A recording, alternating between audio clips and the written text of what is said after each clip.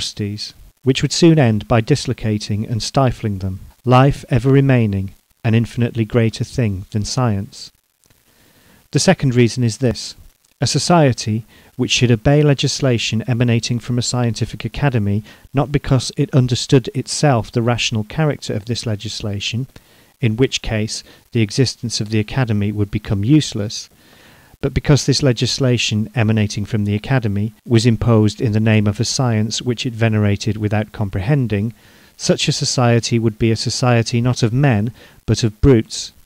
It would be a second edition of those missions in Paraguay, which submitted so long to the government of the Jesuits. It would surely and rapidly descend to the lowest stage of idiocy.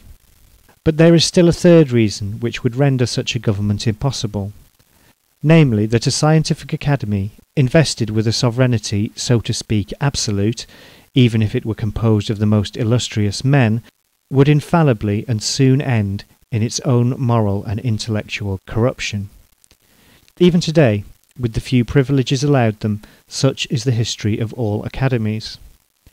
The greatest scientific genius, from the moment that he becomes an academician, an officially licensed savant, inevitably lapses into sluggishness.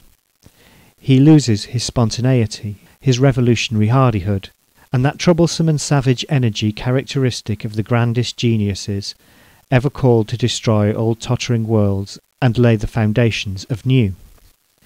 He undoubtedly gains in politeness, in utilitarian and practical wisdom, what he loses in power of thought.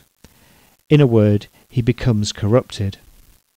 It is the characteristic of privilege, and of every privileged position, to kill the mind and heart of men. The privileged man, whether politically or economically, is a man depraved in mind and heart. That is a social law which admits of no exception, and is applicable to entire nations as to classes, corporations, and individuals.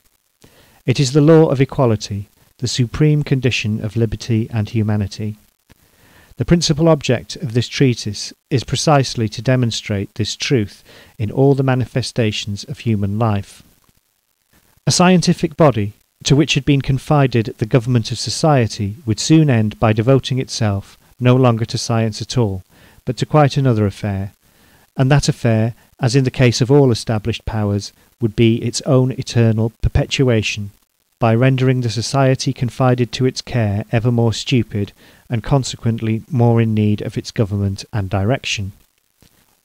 But that which is true of scientific academies is also true of constituent and legislative assemblies, even those chosen by universal suffrage. In the latter case they may renew their composition, it is true, but this does not prevent the formation in a few years' time of a body of politicians, privileged in fact though not in law, who, devoting themselves exclusively to the direction of the public affairs of a country, finally form a sort of political aristocracy or oligarchy. Witness the United States of America and Switzerland. Consequently, no external legislation and no authority, one for that matter being inseparable from the other, and both tending to the servitude of society and the degradation of the legislators themselves. Does it follow that I reject all authority? Far from me such a thought. In the matter of boots, I refer to the authority of the bootmaker. Concerning houses, canals, or railroads, I consult that of the architect or engineer. For such or such special knowledge I apply to such or such a savant. But I allow neither the bootmaker, nor the architect, nor the savant to impose his authority upon me. I listen to them freely, and with the respect merited by their intelligence, their character, their knowledge, reserving always my incontestable right of criticism and censure. I do not content myself with consulting authority in any special branch.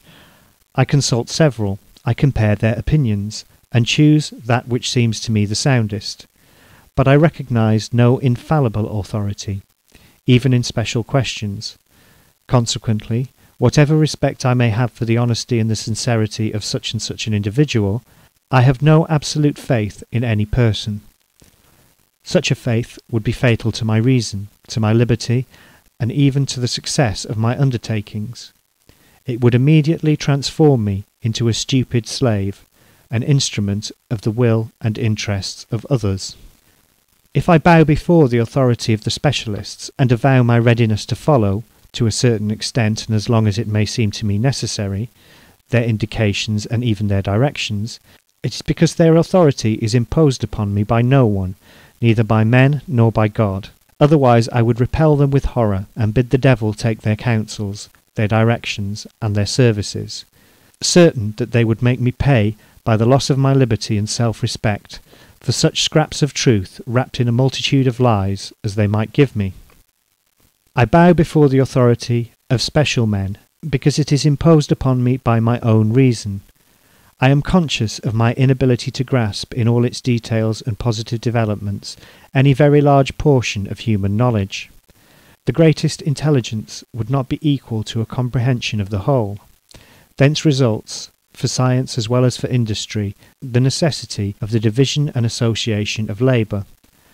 I receive and I give, such is human life. Each directs and is directed in his turn. Therefore there is no fixed and constant authority, but a continual exchange of mutual, temporary, and above all voluntary authority and subordination. This same reason forbids me, then, to recognise a fixed, constant, and universal authority, because there is no universal man, no man capable of grasping in that wealth of detail, without which the application of science to life is impossible, all the sciences, all the branches of social life. And if such universality could ever be realised in a single man, and if it be wished to take advantage thereof to impose his authority upon us, it would be necessary to drive this man out of society, because his authority would inevitably reduce all others to slavery and imbecility. I do not think that society ought to maltreat men of genius, as it has done hitherto, but neither do I think it should indulge them too far, still less accord them any privileges or exclusive rights whatsoever, and that for 3 reasons. First, because it would often mistake a charlatan for a man of genius. Second, because, through such a system of privileges, it might transform into a charlatan even a real man of genius, demoralise him and degrade him. And finally, because it would establish a master over itself. To sum up, we recognise then the absolute authority of science, because the sole object of science is the mental reproduction, as well considered and systematic as possible, of the natural laws inherent in the material, intellectual, and moral life of both the physical and the social worlds, these 2 worlds constituting in fact but one and the same natural world. Outside of this only legitimate authority, legitimate because rational and in harmony with human liberty, we declare all other authorities false, arbitrary, and fatal. We recognise the absolute authority of science, but we reject the infallibility and universality of the savant. In our church, as in the Protestant church, we have a chief, an invisible Christ, science. And like the Protestants, more logical even than the Protestants, we will suffer neither pope, nor council, nor conclaves of infallible cardinals, nor bishops, nor even priests. Our Christ differs from the Protestant and Christian Christ in this, that the latter is a personal being, ours impersonal.